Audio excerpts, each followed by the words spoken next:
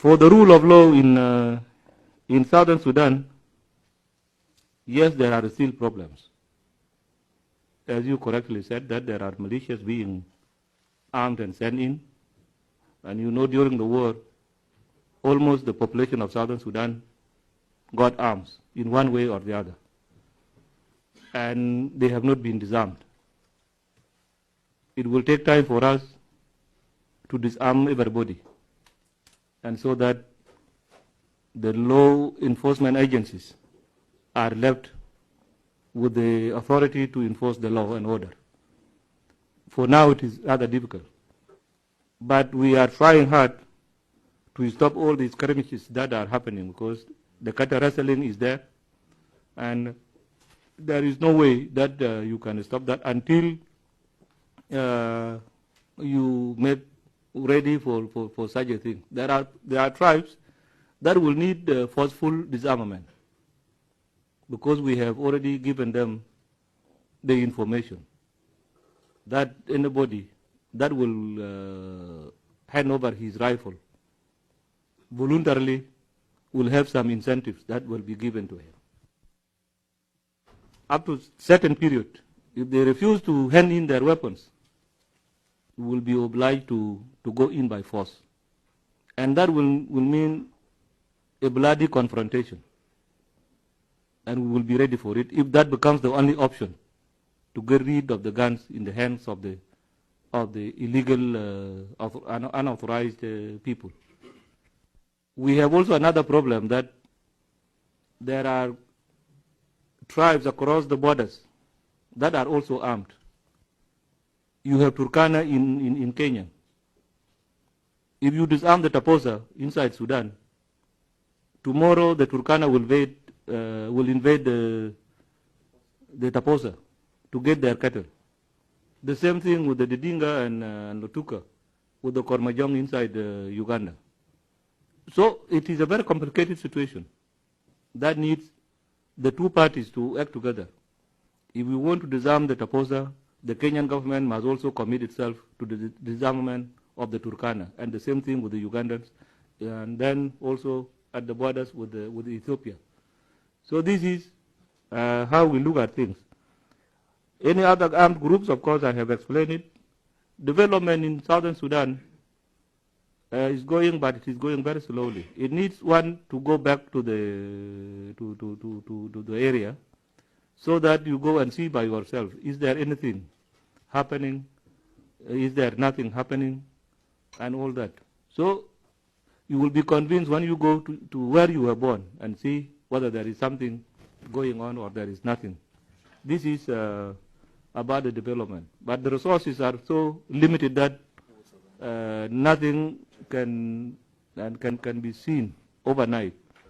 Expectations of our people after the peace agreement were so high that they thought heaven will just come on earth overnight. But this is not true. People will have to wait until when things are put together and development is made. In actual fact, we have declared our policy of non-tolerance to the corruption, and we are fighting it very hard. We have formed an anti-corruption commission that would be actually monitoring all the assets of the government, and so that anybody, a minister of anybody in any position in the government of Southern Sudan, found to have misused any public assets must be brought to books. This is the war we are fighting, and I think you have heard of dismissal of some very important ministers. And they are now under investigation so that they are taken to court.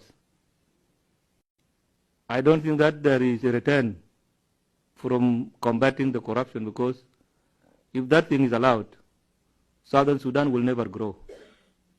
Will remain in the edges of the war and will never come out of that.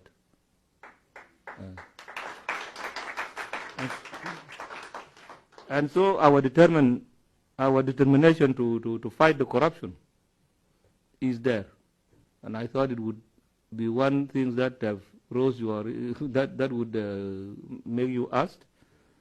And this animal called corruption has overgrown in Africa. What is the color of corruption? How do you define the color of corruption? Has it any color? Or has it any shape? It is a monster, something so big that even can swallow this building that we are in. And so it is not really confined to the SPLA. Yes, there must be corrupt elements in the government of Southern Sudan. And these elements must be weeded out. And this is what we are trying to do now, so that we have a clean system. And we have, I'm sorry I did not bring it, we have something written, corruption-free country. Yes, that's it. Anybody have ever seen that? It is something that has been made by the Anti-Corruption Commission. Yes, corruption-free country. It is a slogan that we have raised in the government of Southern Sudan, and so that we have to fight, all of us, to fight against corruption. This is, I can now give it to you. Thank you. We have some similar issues ourselves right now, so I appreciate that. Great. Mr. President, I want to thank you so much for your presence here today. I know there are many more questions. I've already received many that we just don't have time for you to field directly, but I know that you've opened up our own reflections about this very difficult and challenging peace process. We certainly wish you well as you go forward, and then have been